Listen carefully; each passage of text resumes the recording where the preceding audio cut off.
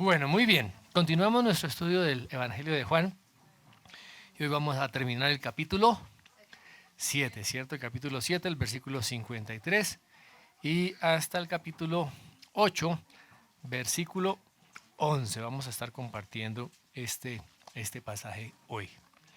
Dice así la palabra del Señor. Cada uno se fue a su casa y Jesús se fue al monte de los olivos. Y por la mañana volvió al templo, y todo el pueblo vino a él, y sentado él les enseñaba. Entonces los escribas y los fariseos le trajeron una mujer sorprendida en adulterio, y poniéndola en medio le dijeron: Maestro, esta mujer ha sido sorprendida en el acto mismo del adulterio, y en la ley nos mandó Moisés apedrear a tales mujeres. Tú pues, ¿qué dices? Mas esto decían tentándole para poder acusarle. Pero Jesús, inclinado hacia el suelo, escribía en tierra con el dedo.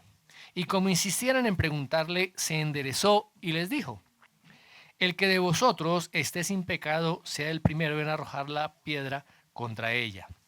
E inclinándose de nuevo hacia el suelo, siguió escribiendo en la tierra. Pero ellos, al oír esto, acusados por su conciencia, salían uno a uno, comenzando desde los más viejos hasta los postreros, y quedó solo Jesús y la mujer que estaba en medio. Enderezándose Jesús, y no viendo a nadie, sino a la mujer, le dijo: Mujer, ¿dónde están los que te acusaban? ¿Ninguno te condenó? Ella dijo: Ninguno, Señor. Entonces Jesús le dijo: Ni yo te condeno, vete y no peques más. Padre, gracias por tu preciosa palabra. Rogamos la iluminación de tu Espíritu Santo para que traiga a nuestro entendimiento la verdad que están en estas líneas, Señor. Estas verdades sean escritas en nuestro corazón y que cada día podamos, Señor, ser esos instrumentos donde manifestemos la gloria y la presencia de Cristo en nuestras vidas. Gracias en el nombre de Jesús. Amén. Muy bien, este es un pasaje bastante conocido, ¿no? Pero hay muchas probabilidades de que este pasaje no haya sido una parte original del Evangelio de Juan. ¿Mm? Tanto este pasaje como Marcos 16 del 9 al 20 son uno de los textos más cuestionados y también más famosos en el Nuevo Testamento que se han precisamente cuestionado. Y hay que mirar qué evidencias hay que nos dicen que estos textos realmente son originales y son inspirados. Ahora, aquí vemos en el desarrollo de este capítulo 7 y este capítulo 8 del Evangelio de Juan, que esta escena como que interrumpe lo que se viene dando. Recuerden que el Señor Jesús está en la fiesta de los tabernáculos. Recordemos que también hablamos acerca de las ceremonias que hacían con el agua los sacerdotes, donde Él manifiesta, el Señor Jesucristo manifiesta ser el agua viva, ¿sí? Y más adelante van a haber otras ceremonias que tienen que ver con la luz, y Él se identifica de igual manera también siendo esa luz del mundo que vino a los hombres. Pero este pasaje está como ahí en la mitad. Realmente no se sabe si este pasaje ocurrió, o este evento que nos narra este texto ocurrió en esa fecha. Pero lo más probable es que no.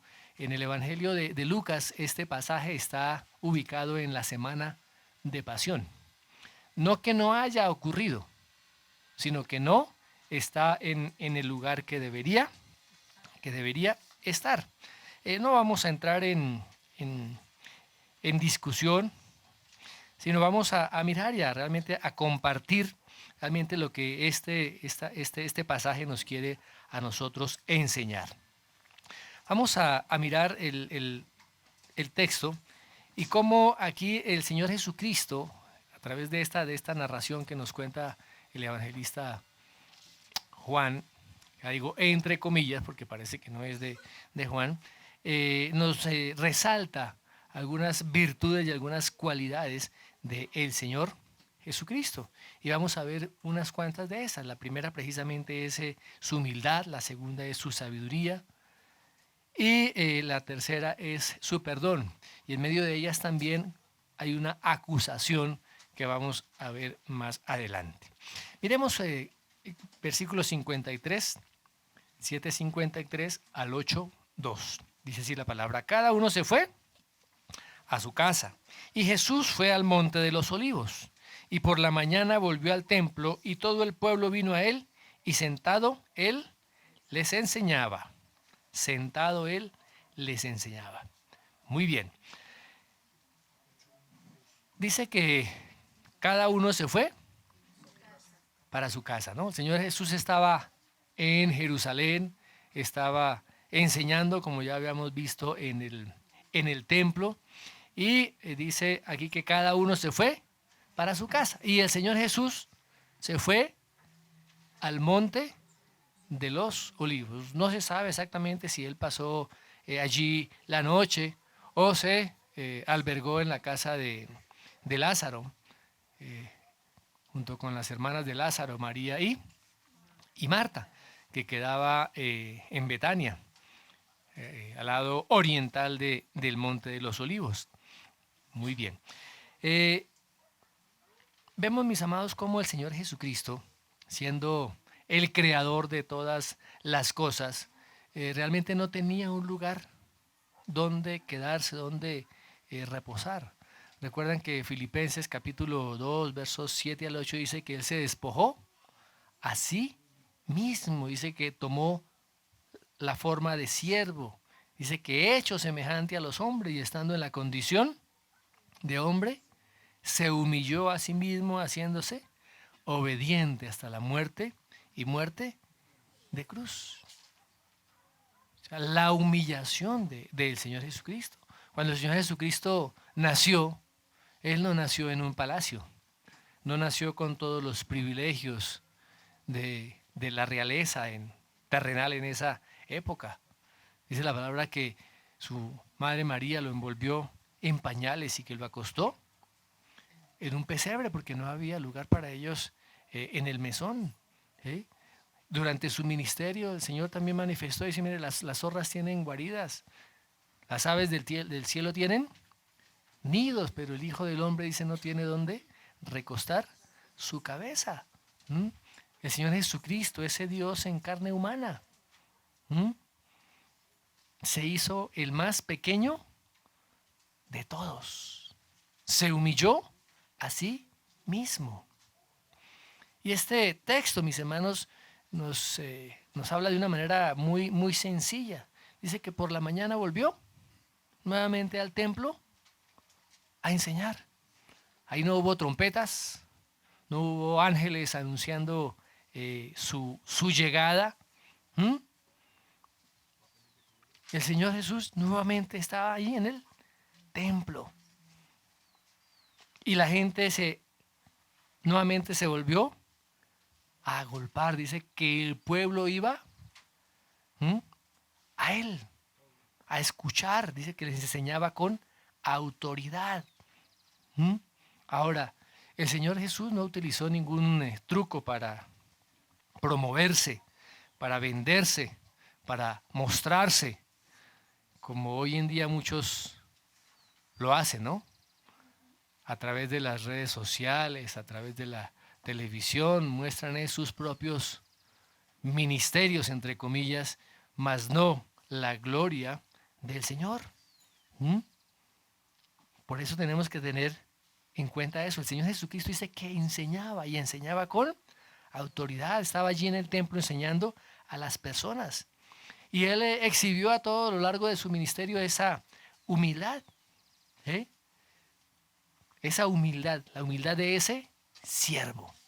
Y eso va a contrastar, hermanos, en la segunda venida del Señor Jesucristo.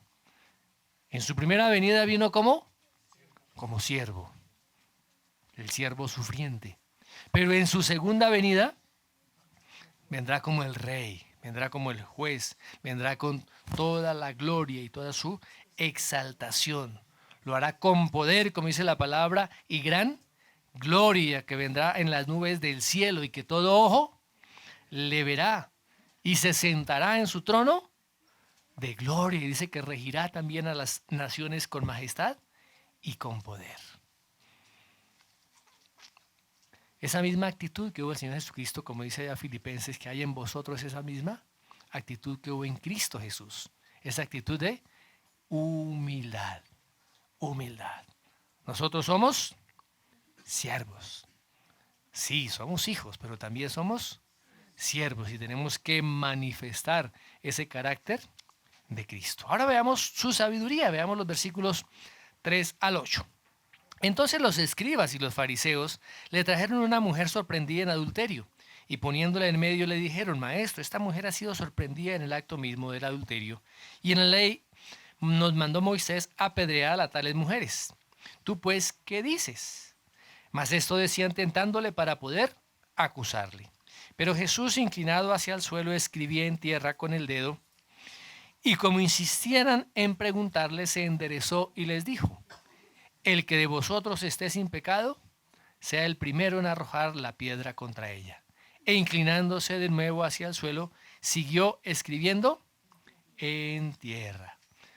¿Qué estaba haciendo el Señor Jesús en el templo? Estaba enseñando, ¿cierto? Y de pronto llega un grupo de escribas y fariseos a interrumpir la enseñanza que el Señor Jesucristo estaba dando. Ahora, cuando se menciona aquí escribas y fariseos, es la primera vez en Juan y la única vez en Juan que se menciona a estos dos grupos juntos.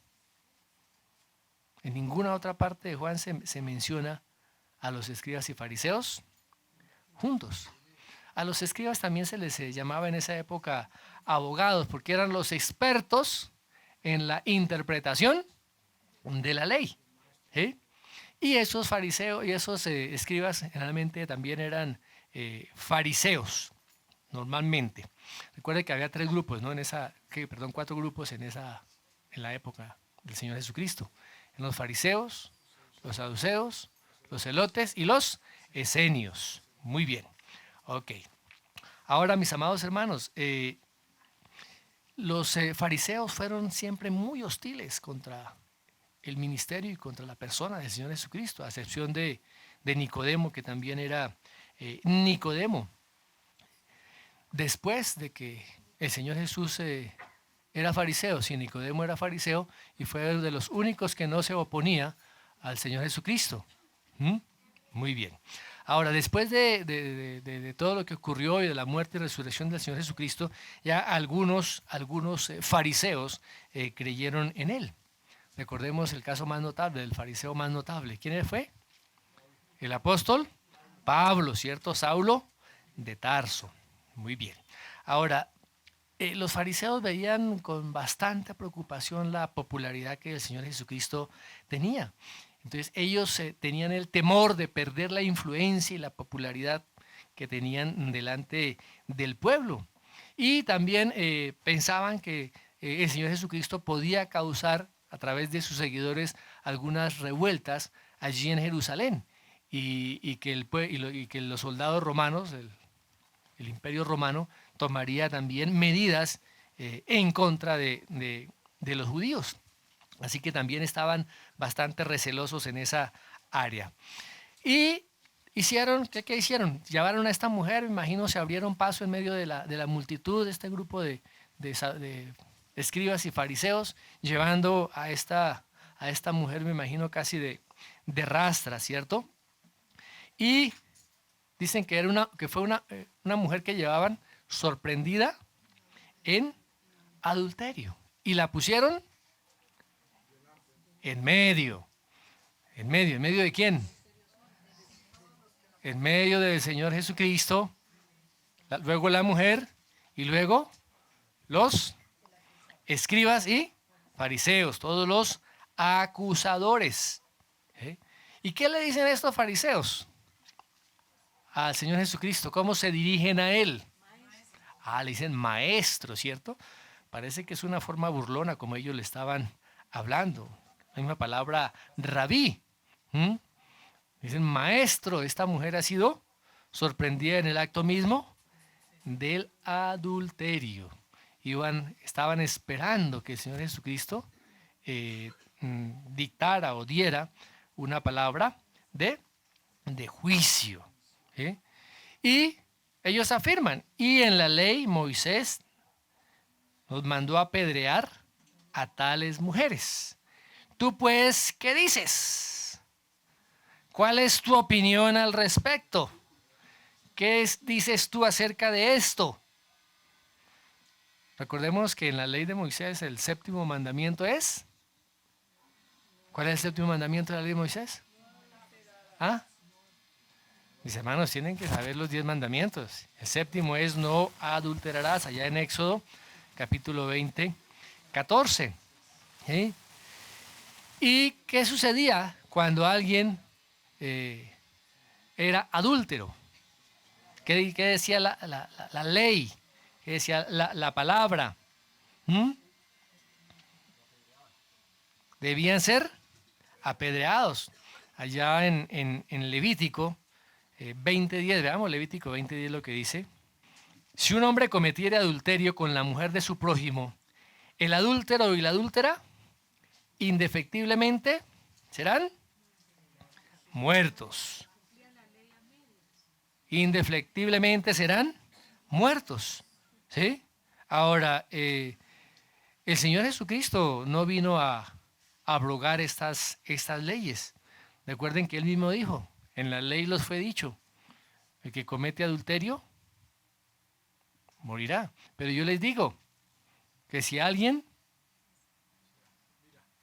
desea a una mujer, ya ha cometido con ella adulterio en su corazón. O sea que el Señor Jesucristo no solamente condenaba el acto físico, sino también la actitud de lujuria que concebía este pecado. Muy bien. Ahora, desde el punto de vista legal, estos escribas y fariseos pues estaban bien, estaban en lo correcto. ¿Por qué? Porque la mujer merecía morir. ¿Sí? Pero ellos tenían una doble intención. Ahora, para que se dé este acto del adulterio, pues se necesitan 2 personas. Pero aquí solamente estaban acusando a la mujer. ¿Dónde estaba el hombre? ¿Por qué los que atraparon a la mujer no sorprendieron también y atraparon al hombre? También nos sorprendería, ¿no? Porque dice que en el acto mismo. Pero solamente llevaron a la mujer.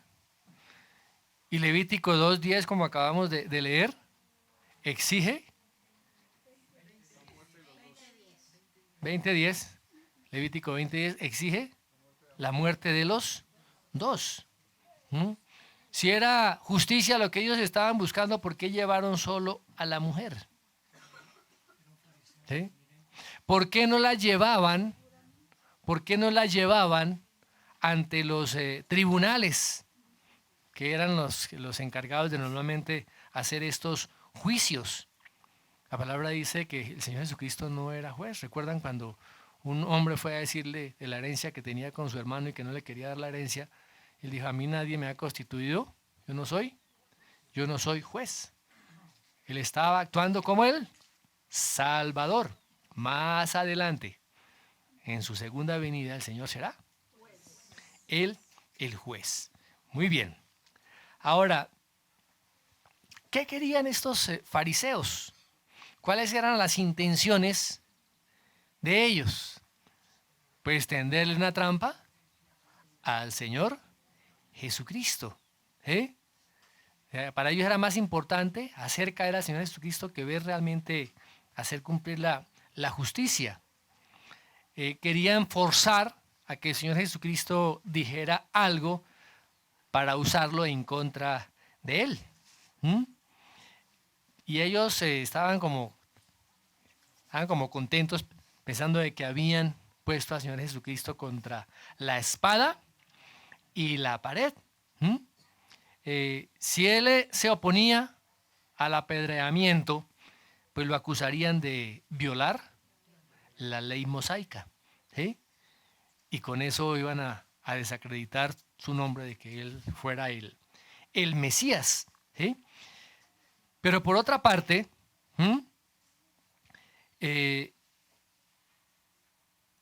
si no la acusaban, perdón, ya si no la acusaban ya dije, ¿no? Si la acusaban, ¿sí? Entonces iban a decir, este es un hombre que no tiene misericordia, es un hombre que no tiene piedad. Así que era una decisión que ellos estaban esperando por un lado o por el otro para hacerlo caer. ¿Sí? Ahora, y aquí es un tema bien interesante, ¿cómo se armoniza la misericordia, la piedad y la justicia de Dios? Dios es un Dios santo. Dios es un Dios justo. La ley de Dios es una ley santa. La ley de Dios es una ley justa. La ley de Dios es una ley buena. Eso dice la palabra. Pero la ley no sabe nada acerca del perdón. La palabra dice que el alma que pecare, esa alma morirá. Dice que todos los que están bajo la ley han pecado y que por esa ley serán juzgados. Dice en otro texto también que la ley produce ira. Entonces, si es así, mis hermanos, si toda la humanidad está bajo esa ley y toda la humanidad ha violado la ley, toda la humanidad está bajo condenación. Toda la humanidad está bajo la ira de Dios.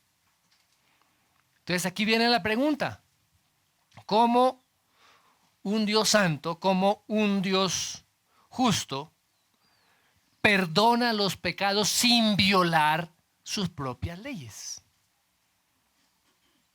¿Cómo? Ahora, la respuesta ya todos la sabemos.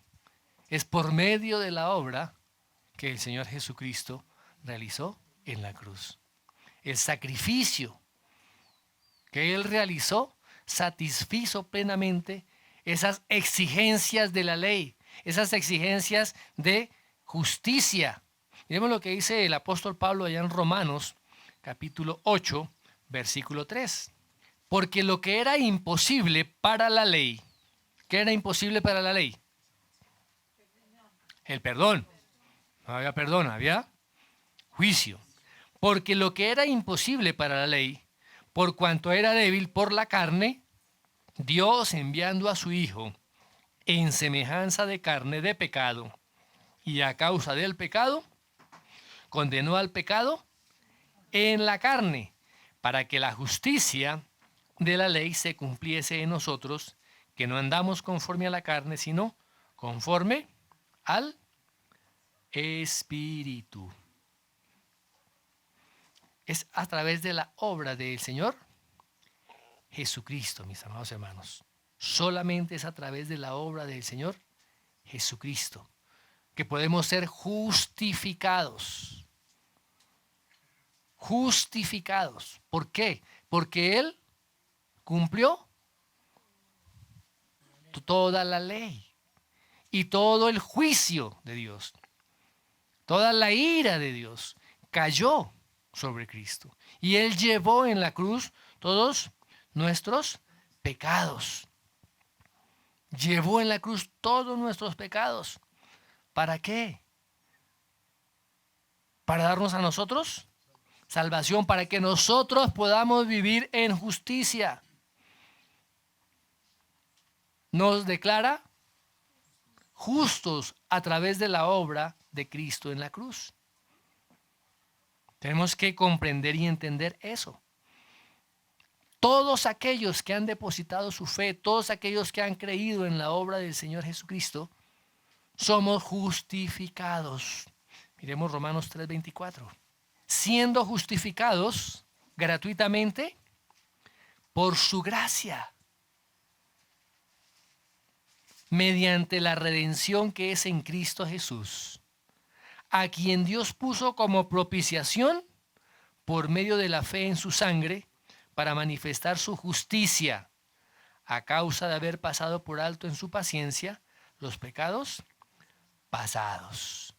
Fíjese cómo en el Señor Jesucristo se da esa armonía entre la misericordia y la justicia divinas.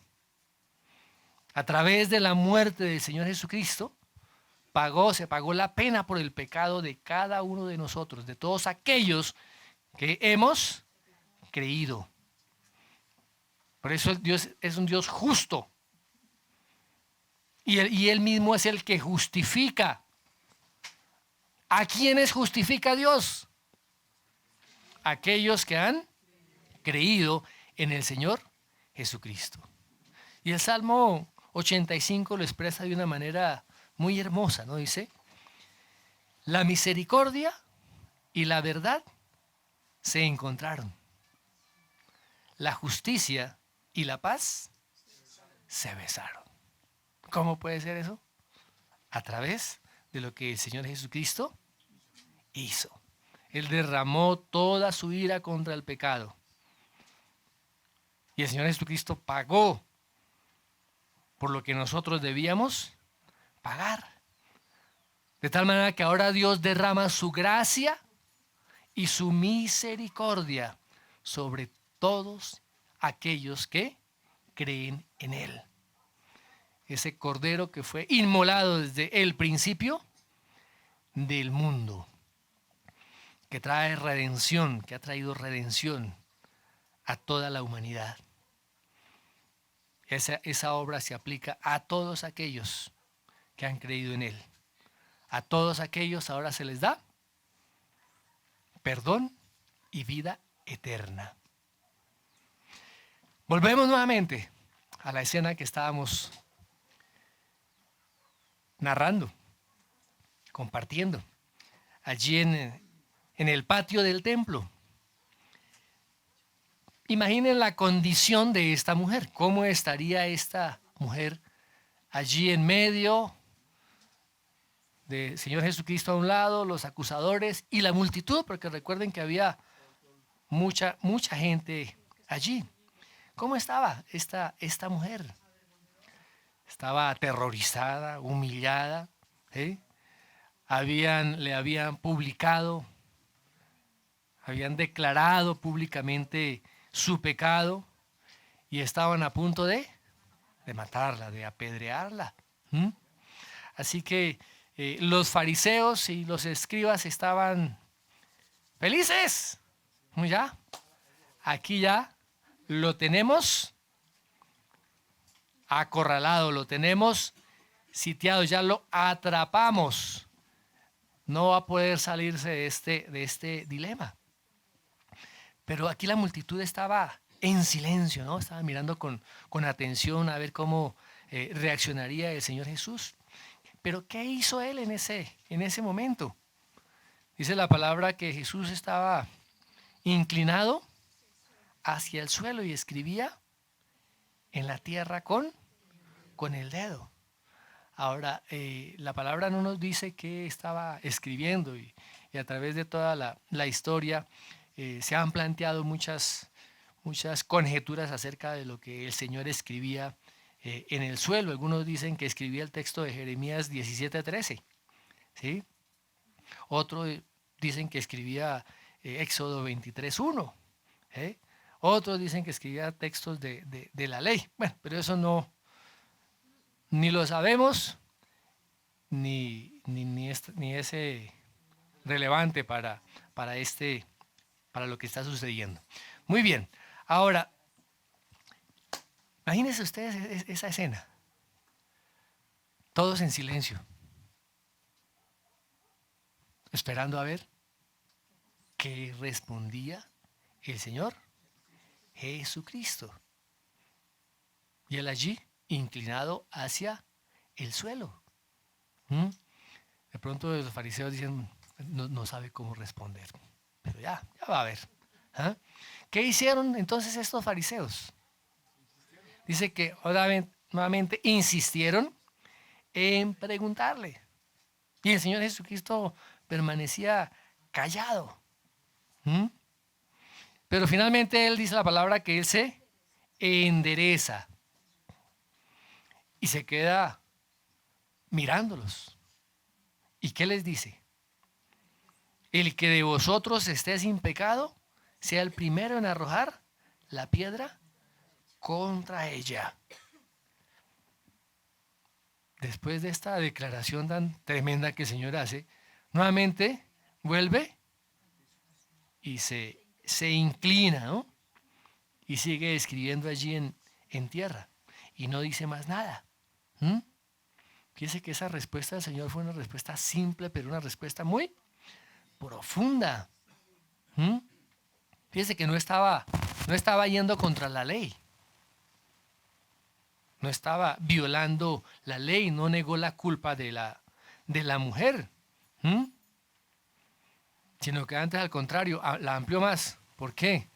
Porque expuso todos los pecados de todos aquellos que lo estaban acusando. ¿Mm? Ahora, también estaba pues evitando, ¿no? La ejecución en ese momento de esta mujer, porque recuerden que la ley romana no permitía que el pueblo judío hiciera justicia, sino que las muertes que decretaban tendrían que pasar primero por las autoridades romanas. Las ejecuciones tenían que pasar por las autoridades romanas. Ahora, el Señor Jesús evitó que esta mujer fuera lapidada por su pecado. Él sabía que de acuerdo a la ley de Moisés, los testigos, los que la habían sorprendido en este acto mismo del adulterio, debían ser los primeros en lanzar las piedras. ¿Mm? Miremos lo que dice Deuteronomio 13, 9.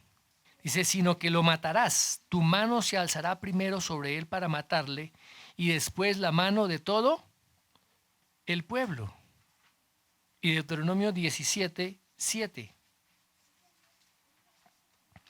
La mano de los testigos caerá primero sobre él para matarlo, y después la mano de todo el pueblo. Así quitarás el mal de en medio de ti. O sea, los primeros que debían arrojar las piedras, ¿quiénes eran? Todos aquellos que la estaban acusando. ¿Mm? Ahora, el Señor Jesucristo, mis hermanos, no estaba evitando que la ley se cumpliera. No estaba evitando que la ley se cumpliera. ¿Mm? Aquí puede ser que los mismos acusadores de la mujer fueran los mismos culpables del adulterio. No sabemos quién sería el hombre que estaba con ella. ¿Mm? No sabíamos. Ahora, la respuesta que el Señor Jesucristo da no significa que minimice el pecado de esta mujer, ni tampoco quita la santidad de la ley. Pero con lo que el Señor Jesucristo afirma, los fariseos y los escribas no podían ser los ejecutores de esta pena de la ley. ¿Por qué? Porque sus corazones estaban llenos de pecado. De pecado. Miremos lo que dice allá Romanos 2:1. Por lo cual eres inexcusable, oh hombre, quien quiera que seas tú, que juzgas. Pues en lo que juzgas a otro, te condenas a ti mismo. Porque tú que juzgas, haces lo mismo. Wow, tremendo, mis hermanos. no somos jueces. No somos jueces. Solamente el Señor Jesucristo será el juez. Y a través de la obra que Él realizó, nos extendió ahora su bondad y su misericordia. ¿Qué sigue diciendo la palabra? Y mire cómo esas palabras que el Señor Jesucristo declara traen realmente acusación a todos estos acusadores. Versículo 9, la primera parte, dice: pero ellos, al oír esto, acusados por su conciencia, salían uno a uno, comenzando desde los más viejos hasta los postreros. Al oír la respuesta que el Señor Jesucristo dio a estos escribas y fariseos, quedaron sorprendidos, atónitos ante la situación. ¿Y qué hicieron? En algunos, en otro texto habla acerca de que ellos mismos fueron acusados por su conciencia, ¿no? Ahora, dice que comenzando desde ¿quiénes? Desde los más viejos. ¿Ah? Desde los más viejos fueron los que primero entendieron que habían sido derrotados, que no había razón para continuar. Pero posiblemente también fueron los que fueron más conscientes de su pecado. Porque entre más años, más pecado. Aquí dice Jorge que entre más años, más pecado. Pues sí, de pronto se tienen más pecados para recordar, ¿no? Bueno, pero todos aquellos, ¿verdad?, que querían avergonzar al Señor Jesucristo, ¿cómo salieron ellos? Avergonzados, como tenemos el dicho popular, con el rabo entre las piernas. Pero fijémonos que tristemente, mis hermanos, esa acusación no hizo que ellos se arrepintieran y no creyeron en el Señor Jesucristo como el Salvador, como el Mesías.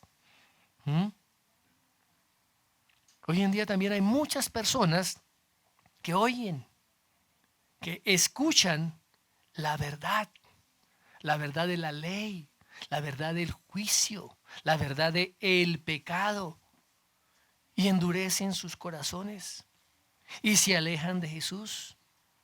No se abren al perdón que trae el Evangelio, las buenas nuevas. El mundo está lleno de estas personas. Y nuestra labor, nuestro trabajo es llevar la palabra de el Señor. Muy bien, sigamos con el versículo, la parte B del versículo 9. Cómo el Señor Jesús extiende su perdón. Y quedó solo Jesús y la mujer que estaba en medio. Enderezándose Jesús y no viendo a nadie sino a la mujer, le dijo: mujer, ¿dónde están los que te acusaban? ¿Ninguno te condenó? Ella dijo: ninguno, Señor. Entonces Jesús le dijo: ni yo te condeno. Vete y no peques más. Se fueron los escribas, se fueron los fariseos, y dice la palabra que Jesús se quedó solo con la mujer que seguía allí en medio. ¿En medio de quién? Del Señor Jesucristo y la multitud que todavía permanecía allí. Ahora, la parte principal aquí de este pasaje, mis hermanos, es cómo se enfoca no en el pecado de la mujer, sino en quién es Jesucristo. Ese siervo que se humilla, ese siervo que perdona. Ahora, dice que el Señor nuevamente se dirige se endereza más bien nuevamente y se dirige a la mujer. ¿Y qué le pregunta? ¿Dónde están los que te acusaban? ¿Ninguno te condenó? ¿Cómo se dirige a ella? Mujer, le dice mujer.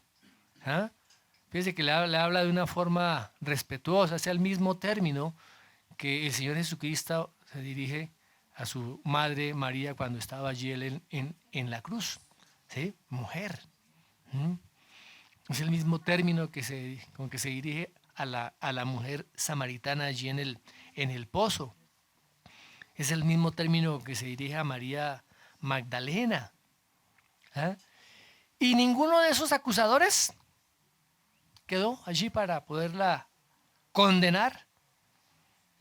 Y como el Señor Jesucristo ya lo habíamos visto en otra charla, Él tiene la autoridad para perdonar pecados. ¿Qué le dice Él? Dice, ni yo te condeno, ni yo te condeno. Vete y no peques más. Vemos que el perdón no implica el derecho o la licencia para seguir pecando. El Señor Jesús la perdona, no la condena, pero la insta a que abandone su vida pecaminosa. Aquí hay un autor que dice acerca de esto lo siguiente. Dice, sin embargo, abro comillas, sin embargo, el veredicto de Jesús, ni yo te condeno, no era una absolución ni falta de condenación. De hecho, el veredicto era una imposición para que viviera de manera diferente a partir de ese momento, para que no pecara más. La obra liberadora de Jesús no era una excusa del pecado. El encuentro con Jesús siempre ha exigido la transformación de la vida, de alejarse del pecado. Jesús no trata con ligereza el pecado, pero ofrecía a los pecadores la oportunidad de comenzar una nueva vida. Cierro comillas. Lo mismo dice el apóstol Pablo. Seguiremos, perseveraremos en el pecado para que la gracia abunde. Y dice, de ninguna manera, en ninguna manera, porque los que hemos muerto al pecado, ¿cómo viviremos aún en él? Vémonos, este cuadro, esta escena, cómo describe, mis amados hermanos, ese carácter del Señor Jesucristo. Su humildad, su misericordia, su sabiduría infinita, y sus palabras para dar y ofrecer ese perdón a aquellos que lo han reconocido como Señor y Salvador. Y todos y cada uno de nosotros debemos estar agradecidos porque en su misericordia, en su soberanía, este ejemplo nos sirve para que nosotros podamos experimentar ese mismo perdón, esa misma misericordia. Y exaltar al Señor Jesucristo por su humildad, por su sabiduría y por su perdón, por lo que Él ha hecho en la cruz a favor de cada uno de nosotros. Nuestros corazones deben estar agradecidos cada día. Decirle, Señor, lo que tú hiciste a mi favor, lo que tú hiciste por mí, nadie más lo podía hacer. Llevar todo mi pecado, llevar toda mi inmundicia, cargar con toda la ira de Dios y el juicio de Dios sobre su cuerpo, para que cada uno de nosotros seamos liberados, perdonados, sanados, restaurados, redimidos, justificados. Ese es el Dios que tenemos, que entrega a su propio Hijo. Ese es el Dios que manifiesta su amor y su misericordia a favor de cada uno de nosotros. Ese es el Dios, el Salvador, el que está ahora con cada uno de nosotros por medio de su Espíritu Santo. Y nos insta a que vivamos libres de pecado. Vete y no peques más. Que sea por el poder y por la obra del Espíritu Santo en nosotros, que nos capacite que nos lleve cada día a vivir esa vida en santidad, en caminar cada día con Él agradándole, en cada una de las cosas que nosotros hagamos, en cada una de las cosas que nosotros digamos. ¿De dónde comenzamos con eso? En nuestra casa, en nuestra familia, con nuestro cónyuge, con nuestros hijos. ¿Cómo les parece? Allí es donde primeramente debemos manifestar que somos hijos de Dios, que hemos sido perdonados, que hemos sido redimidos, que hemos sido justificados. Allí es donde primeramente debemos mostrar a Cristo en nuestro hogar. Amén.